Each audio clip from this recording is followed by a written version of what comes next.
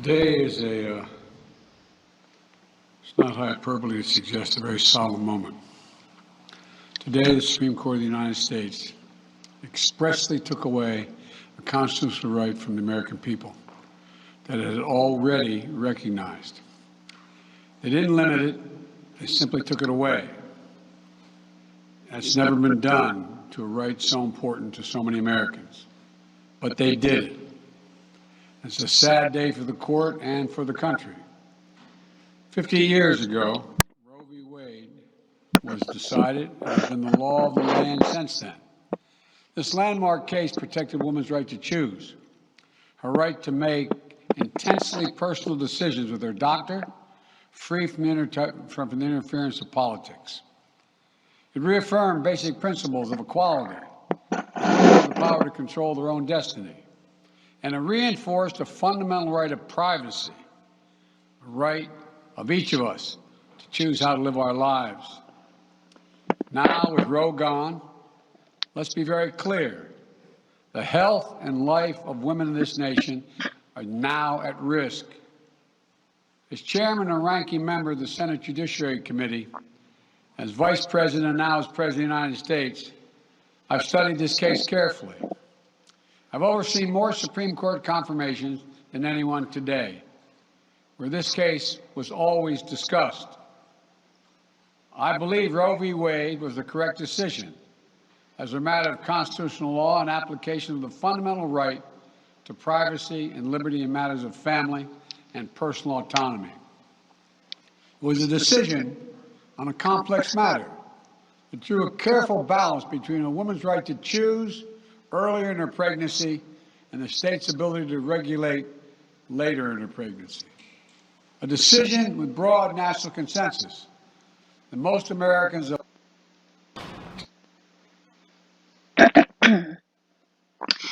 Hello all, and welcome back to my channel, Red Femme Diaries.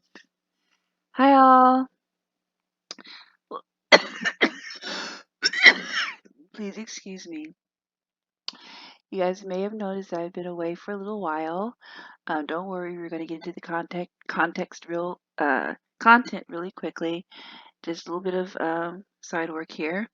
I was in the hospital. I had a pleural effusion, and so I was in the hospital for a few days. My lungs filled up with fluid, about 1.4 liters.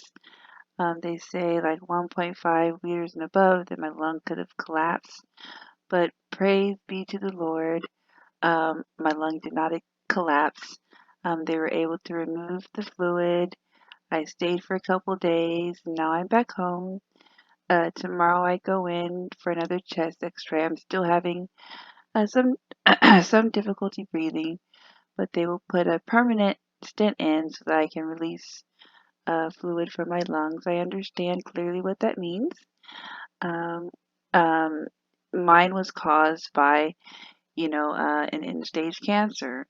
Towards the end, these things start to happen, and so I understand that, and I'm okay with it. I'm just going to keep marching on here. So I just wanted to let you guys know where I've been. Trying to get healthy, okay, but I'm gonna keep pushing as long as I've got air in my body. So, anyway, enough about me. You guys know I had to chime in about this Roe versus Wade as usual because we struggle over here.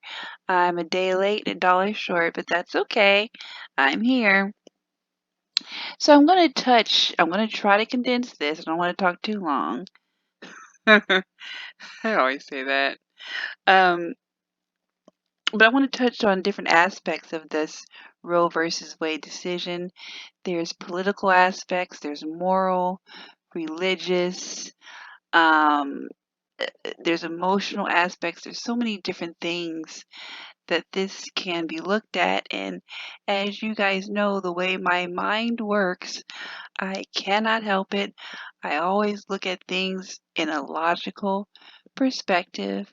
I like to categorize things so I get a clear understanding, so I don't make foolish decisions out of emotions.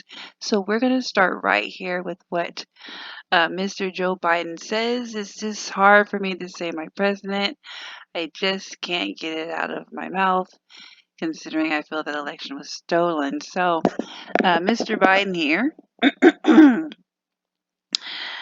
Some of the things he said here, I simply can't agree with. You know, he said a mouthful here.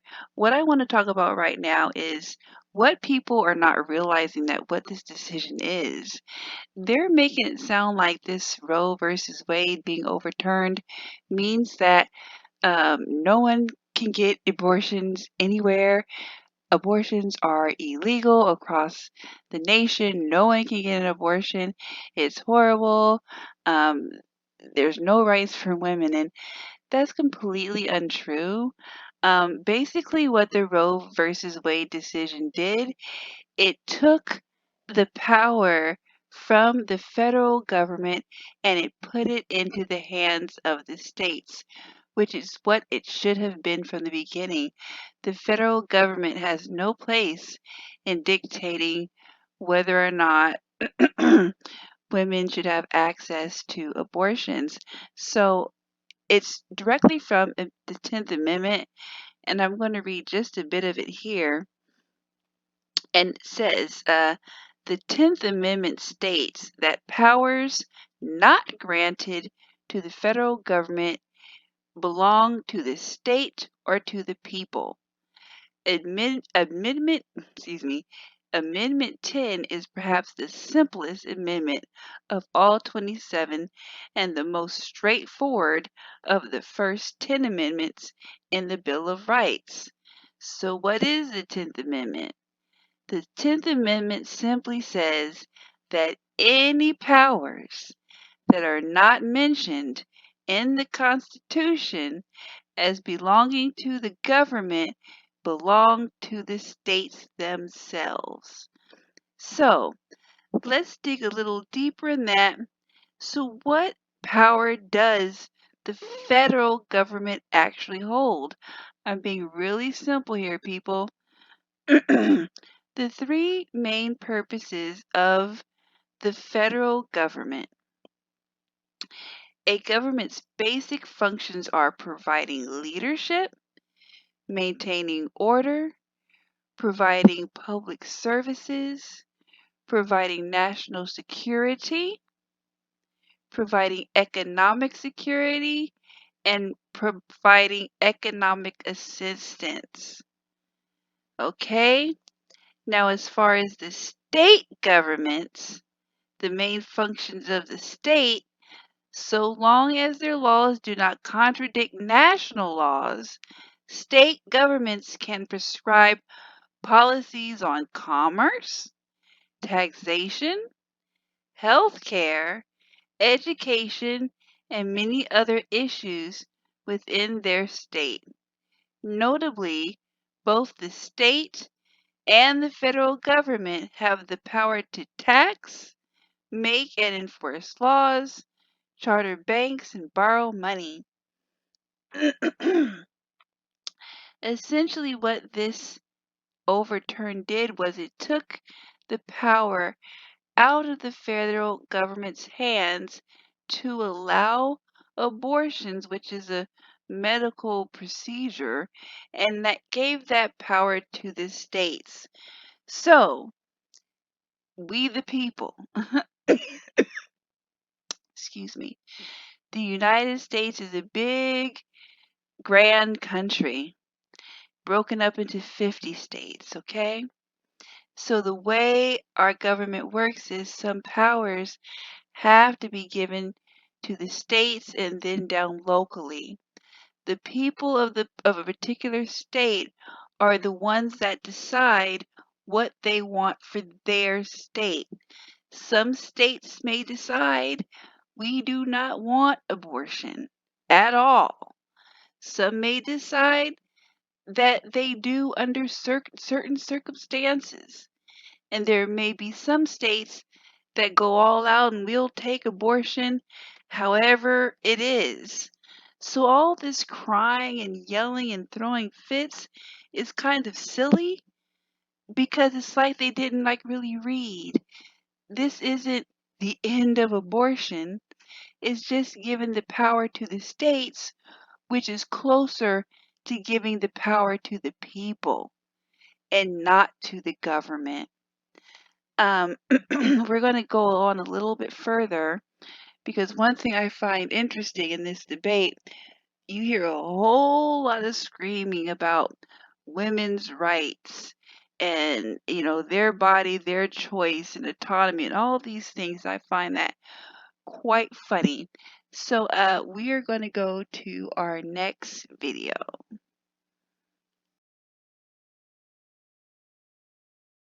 But I am personally overwhelmed by this decision. It's just stunning. And again, as a woman, as a mother, as a grandmother, to see young girls now have fewer rights than their moms or even their grandmothers is something very sad for our country. Look, I am spitting mad over this. We have 6 extremist justices on the United States Supreme Court who have decided that their moral and religious views should be imposed on the rest of America. This is not what America wants. And in a democracy on this issue, the Supreme Court does not get the last word, the people do. And we are going to fight back. We've got tools, we're going to use them, and in November, we're going to make sure that we elect enough people who believe in that democracy that we can pass Roe versus Wade and make it the law of the land again, only this time we'll do it by statute and enforce it. Illegitimate! This decision! Illegitimate! This decision! Illegitimate! Into the streets! Into the streets! Into the streets! Into the streets! Into the streets! Into the streets! Into the streets! Into the streets! Into the streets! Into the streets! Into the streets! You see this turnout here? You ain't seen nothing yet. Women are going to control their bodies no matter how they try and stop us.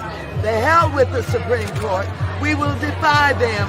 Women will be in control of their bodies. And if they think black women are intimidated or afraid, they got another thought coming. Black women will be out in droves. We will be out by the thousands. We will be out by the millions. We're going to make sure we fight for the right to control our own bodies. Thank you. Hello, everybody. What the Supreme Court just did was that they chose to endanger the lives of all women and all birthing people in this country. But not only that, they've chosen to strip rights from men too. Because frankly, the right to our own bodies and the right to form our families, this is something that belongs to all of us. And it does not belong to lawmakers. It does not belong to 9 Supreme Court justices. It does not belong to those justices who were appointed by presidents, many of whom didn't even win the popular vote in this country. This is cementing of minority rule in a lot of ways. And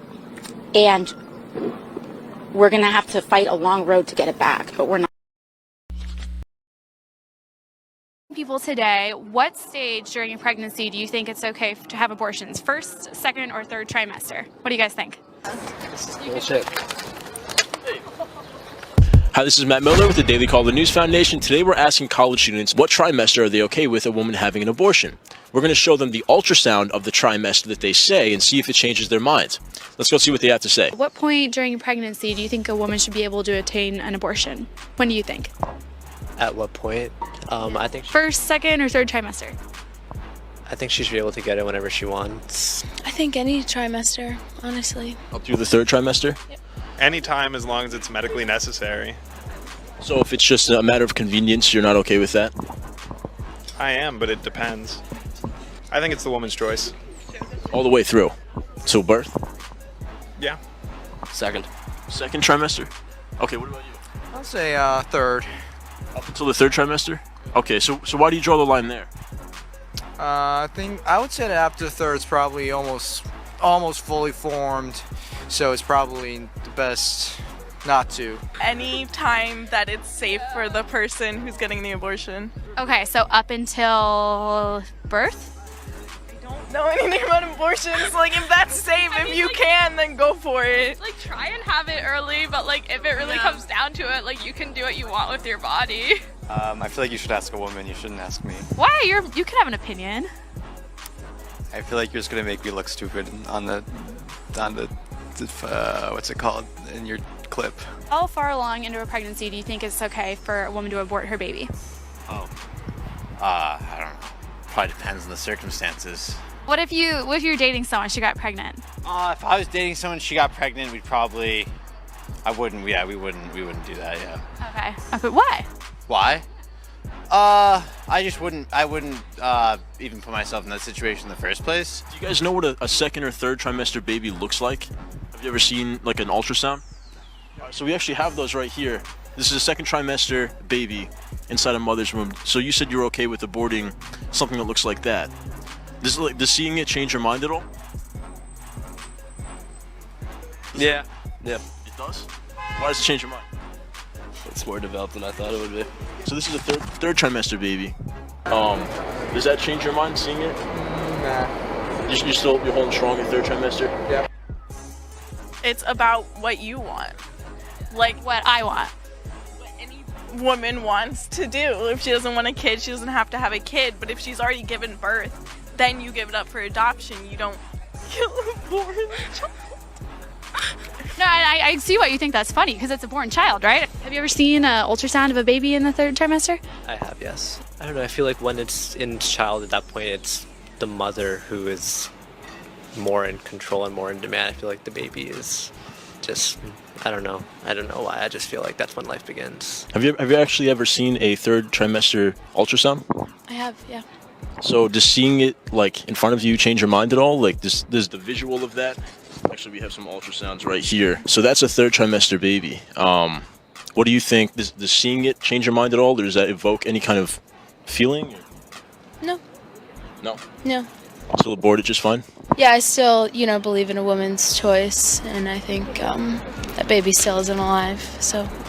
It isn't alive? It actually is medically alive. Okay. Well, I still believe, if the woman, that's what she chooses, it hasn't been born yet, so.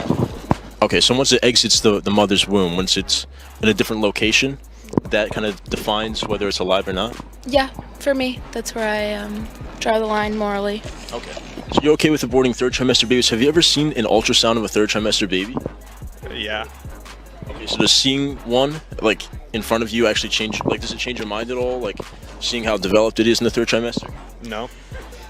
You still think that's a woman's choice, whether it's convenience or a medical issue? It's totally up to her. Who else would it be up to? What do you think? So if a baby looks like this, do you think it's okay to still perform an abortion on that baby? Yeah, I think basically what she said about the fact that it's like two parties that you're considering, and like this image only. We don't know anything about the situation of what the mother is in. This baby's third trimester. This baby could survive outside the womb. What do you guys think? Still in her body. Still, I agree. Gosh, I don't actually know that much about. Yeah, I don't know much about. Yeah, I also don't know that much about like the scientific aspect behind trimesters. However, I am pro-choice. Yeah. We're asking people, when are you okay with a woman having an abortion? What trimester? Never. Never having an abortion. So abortion should be illegal, you think? I believe personally a state's decision. I personally disagree with abortion as a form of birth control. Rape, incest, life of the mother, sure, but realistically, I just personally disagree with abortion. I believe life begins at conception. Okay, guys, we watched those videos and we saw, a lot of different opinions there. Some of them were a little bit surprising how completely cold-hearted, people can be at times.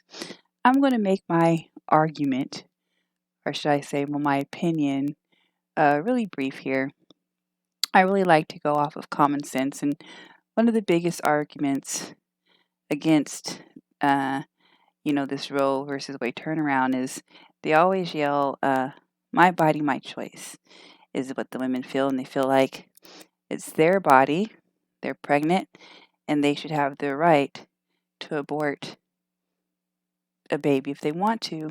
My issue with that is this. Number one, the fetus, the baby, whatever you want to call it, is actually not part of their body. Um, it's a blaring contradiction there. The baby's not part of your body. I have two children of my own, and my children are not me. When I was pregnant with them, they were a separate part of my body. Matter of fact, my children, I ended up with hyperemesis gravidarum, which meant I threw up all the time. My children made me literally like physically ill. I couldn't hold any food down. It's like my body it was a foreign something in my body like attacked it, and so I got real sick. But my children were not part of my body, and even now, my children do not belong to me. Uh, that's the major thing. The left, the liberals, they're such hypocrites. They're so backwards. They scream, my body, my choice now, but why weren't they screaming this when they were forcing us to get vaccinations? Now, that is a matter of my body, my choice. They were forcing so many people to get vaccinated, saying that they would be fired from their jobs and whatnot if they did not get this shot. I was one of the very few that was blessed that my company, very liberal company, actually allowed my religious exemption go through. But trust me, they fought it.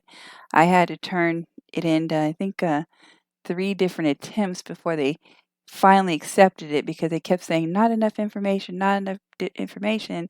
So I essentially had to write a dissertation uh, about why. Well, that's a better word for that, a full sermon. I mean, guys, I came with chapter and verse as to why I did not want this vaccination. I think the only thing that saved me, besides the grace of God, clearly, was that I don't take chemo. So it was very clear that it was a deep belief for me not to, accept these sorts of things. But what happened to my body, my choice then?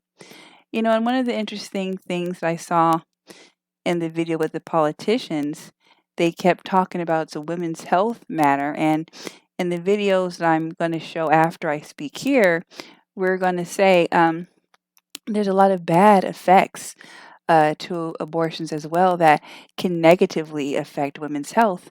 And we don't talk about that. In this debate, we always want to scream about, well, what about the women that got raped? And what about incest and things like that? And I looked it up, and pretty much of all the millions and millions of abortions, about 0.5% are gotten through the cause of rape. Well, total, it's less than 1% when you combine rape and incest as the reason for abortion. Less than 1% of all the millions and millions and millions and millions of babies that are aborted. So that's not the issue here. The issue here is women using abortion as a form of birth control. Now, here's the thing. Fine. You say the fetus is part of the woman's body, and so she gets to abort it. Well, there's another issue here. Besides the fact that that isn't her body, um, that's still a human being. And some say, well, they're not a human being until they exit the body. Well, I'm Christian, so obviously I kind of go by that. And according to my Christian beliefs, God knew us from before we were even in the womb. So he knew that we were going to be here. But, I know a lot of these leftists aren't going to listen to the Christian view. But here's another view. We don't just get to murder because it'll solve our problems. Essentially, that's what it is. And now, you guys, I'm going to share something with you. And I shared something with you. I shared this with you guys before in one of my previous videos, and I've had an abortion before. And I know a lot of people, why would you share that? I can share it because it's a daggone truth. I did. I was very young at the time and very dumb and naive. And I got pregnant. And I definitely didn't have the mind that I have now. And I got an abortion because I knew that I was not in a position to take care of that baby. My boyfriend at the time, we were both broke, and so I didn't even cross my mind to keep the baby. Obviously, I was going to get an abortion. Well, I found out years later that the the the the guy that I was pregnant by didn't want that abortion. It didn't even cross my mind to keep it because I had so many plans and goals. And so you would think I would be the one that's like pro-abortion, but I absolutely am not, because now at this late stage in the game, as I'm coming to the end of my life, I am haunted by that decision. And they said that then, that there might be some emotional effects, and at the time there weren't. I got it and I felt nothing. That's how evil of a person I was. And I've said it many times on my videos. I'm one of the most evil women that I've ever met. But um, now I have my two sons and I understand what life is all about. I can never go back and change what I did. What type of woman would murder her innocent child in cold blood? The most safe place for a newborn to be, a baby to be in its mother's womb. And I chose to kill my own child. I am saying it straight up that way so that people can understand what they're doing when they make that decision. You know, I like watching lots of documentaries. I was watching one on, and it wasn't Jeffrey Dahmer, it was some serial killer. It was interesting. And I was watching the video and he strangled different women and things like that. I felt no different than that man, because at least he strangled strangers, killed strangers. I, as a mother, murdered my own very innocent, very helpless child in cold blood. In the videos I'm about to show you, they're going to explain abortions and how they worked. I allowed my baby to be ripped into shreds because I did not want to take care of that baby. I don't know if it was a boy or a girl. I got it right at the time that you can get it. And what they don't tell you this, when you have an abortion, the baby has to have a heartbeat. They do not do an abortion unless they can find a heartbeat. Do you understand that? There has to be a heartbeat for them to do an abortion. And now that I'm of this age, I have to live with what I've done, and it's come back to me all these years later. It's never left me. It's always been in my mind what I've done. As I see my two boys, my beautiful children being raised up, I'm supposed to have 3, but I don't, because I murdered my other child. And I'm saying it like that on purpose. That's exactly what I did. But I'm going to give some hope to those of you that have done this yourselves. There's a lot of women that have aborted children, but there is hope. Oh, before I go on with that, it's funny because history always repeats itself. A child sacrifice was a big thing back in biblical times. There was a particular god by the name of Molech, and people would sacrifice their newborn babies to this god. He was made of bronze, and they would heat him up really, really hot, and it was called passing their babies through the fire. And by doing this, offering their babies up to the Molech god, it was supposed to be make their lands fertile, make them, didn't make sense, but make them more fertile, all these different things. But the children of Israel, their God, he said, one moment, our God disdained that. The God of the Old Testament is exactly the same God of the New Testament, except he had more strict rules because the children of Israel were the ones that were going to produce the Messiah. So the Old Testament is slightly different because they saw direct repercussions to their sins. And so the way God felt about his children serving Molech and offering up their children, he said, whoever gives any of his offspring to Molech. Now, Molech was a Canaanite god. the children of Israel, God told them not to mingle or reproduce or have anything to do with the communities around them because they would surely turn them away from God. That's why he had them set apart as a unique people, because their bloodline needed to be pure in order to bring forth this Messiah. So he said that anyone who gives any of his offspring to Molech shall surely be put to death. The people of the land shall pelt him with stones.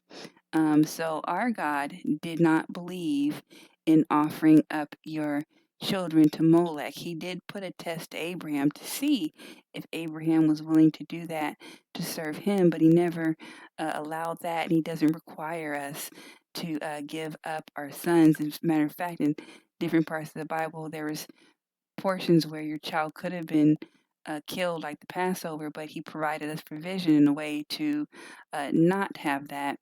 So they would either lay their babies on Molech, which was bronze and heated up with fire boiling hot, and some said in the belly of this Molech idol, sometimes people would boil their babies. And so honestly, I don't see us in this society any different than them. We think that they're so prehistoric back then, but to be honest with you, we're doing the same thing.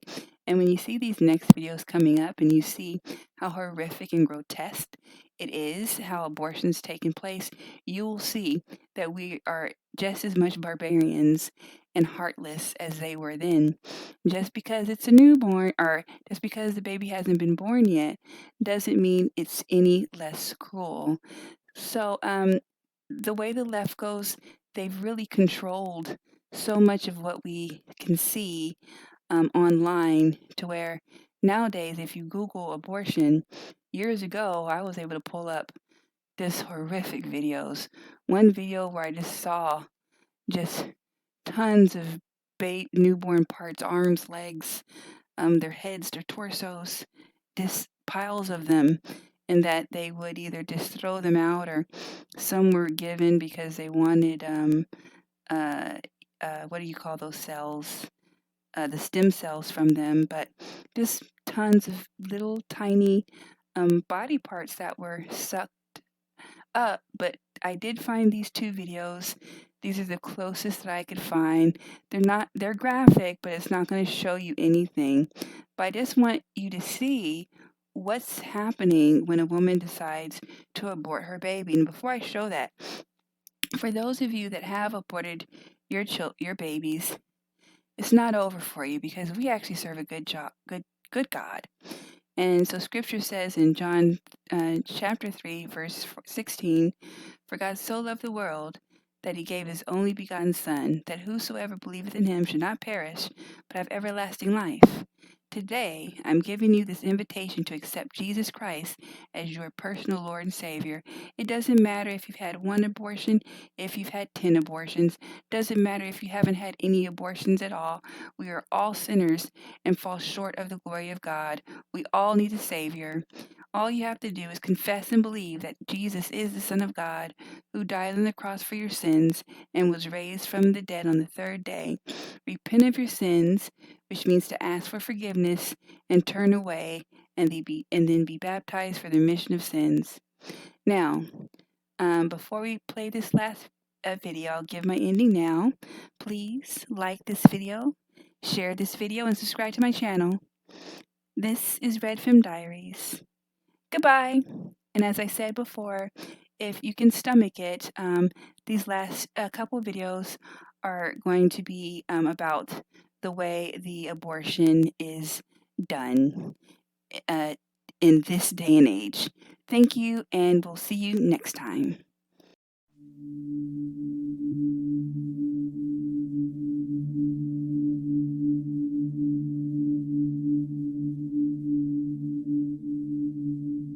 I'm Dr. Norman McLean. I did practice within obstetrics and gynecology for nearly 40 years.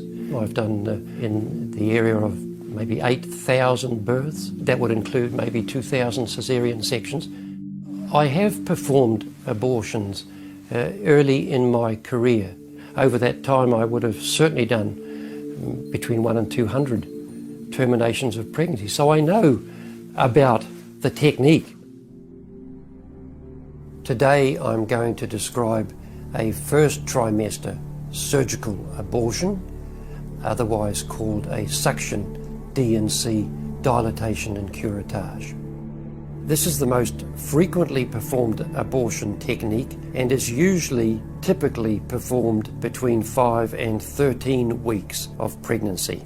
After administering anesthesia, usually a sedative, the abortionist uses a speculum like this. This speculum is placed inside the vagina and then opened using the screw on the side, allowing the abortionist to see the cervix, the entrance to the uterus. The cervix acts as a gate that stays closed for the duration of pregnancy, protecting the baby until it is ready for birth.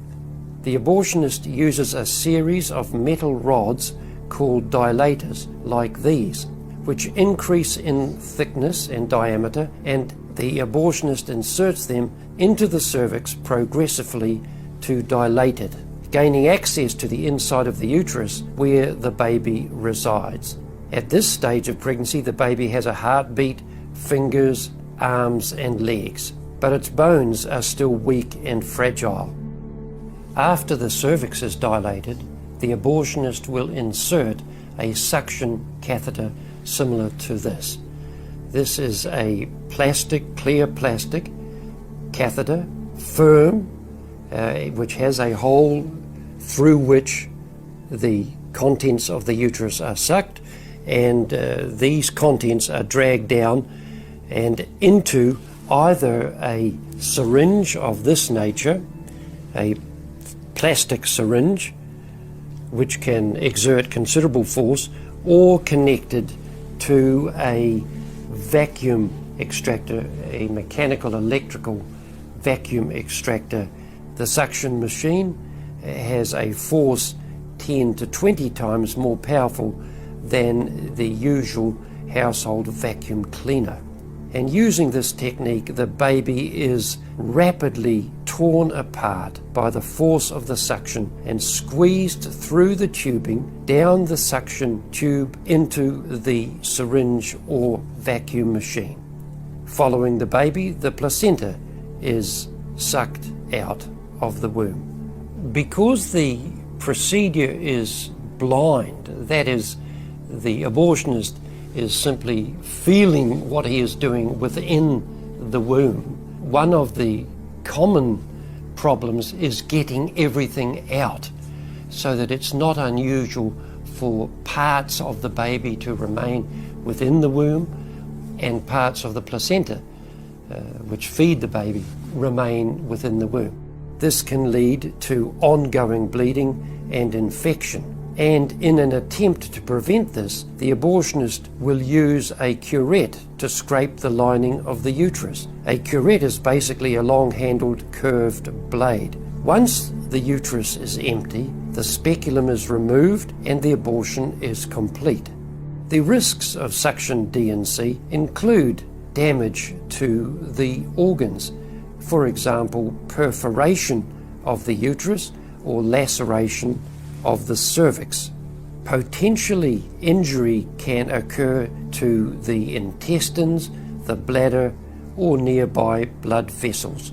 Hemorrhage and infection can occur, and in rare instances, even death. Future pregnancies are also at greater risk for loss or premature delivery due to abortion-related injury to the cervix or uterus. I stopped doing abortions because I realized this is not right. This is not what I should be doing. This is not the medicine, the life-giving, healing medicine that I wanted to practice. And from that day, I stopped. These procedures should be performed. But with a partial birth abortion, the baby is there up on the inside, and the baby is alive. All right. They will then use an instrument. They dilate the cervix. Sometimes it takes a couple of days to open up the cervix enough in order to deliver the baby. And this can be done at any gestational age. But what's done is then the baby's foot is grabbed up from the inside and it's brought back down. All right. So we're essentially delivering this baby breech. All right.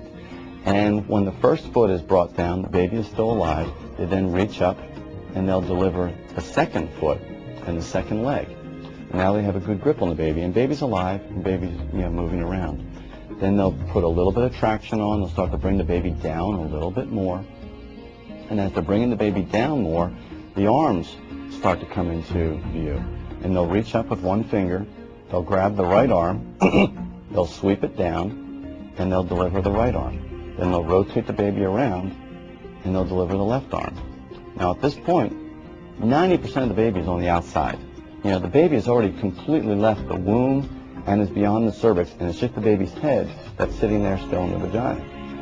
Legally, the baby is not born yet. All right, the baby hasn't taken its first breath. The baby's alive, moving, doing its thing while it's being held in the doctor's hand. And I use the term doctor really loosely, but the baby's being held right there.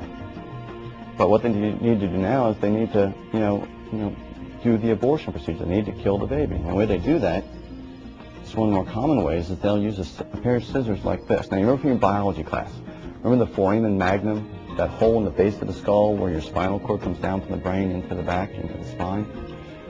This scissor is then placed at the base of the baby's neck, at the base of the skull, and is forced up into the baby's skull, into the baby's brain cavity. And then the scissor, is opened up just like that to expose that area. If this doesn't kill the baby just by doing that, then the thing they can do is they can then take a suction curette, place it up into the hole they just made, up into the baby's brain, and then turn the suction machine on. Just like it crushes a steel can, you can imagine what it does to the baby's brain up there on the inside.